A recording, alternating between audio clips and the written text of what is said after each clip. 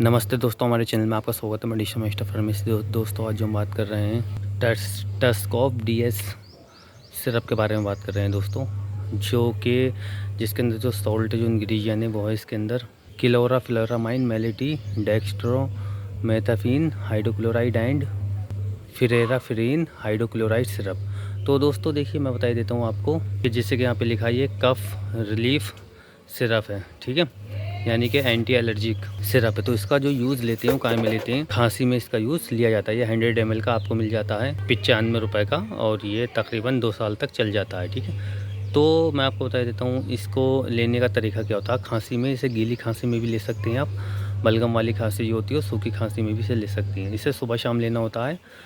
मान लीजिए आपकी उम्र 25 साल है तो आप इसका एक ढक्कन सुबह 5 ml में और एक ढक्कन शाम ले सकती हैं। और अगर 5 साल है किसी की एज तो वो 2.5 ml करके 2 बार ले सकता है, ठीक है। खाना खाने के बाद में इसे लेना होता है। गर्म पानी के साथ भी ले सकती हैं आप, और ठंडे पानी के साथ भी ले सकते हैं, और सादी भी ऐसे ही इसे पी सकते हैं बिना पानी के, ठीक है।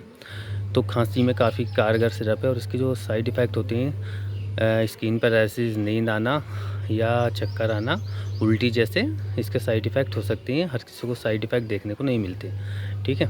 टस्कॉफ सिरप का यूज़ जो लेते हैं वो खांसी में ही इसका यूज़ लिया जाता है, और ये डॉक्टर की प्रिस्क्रिप्शन पे मिलता है।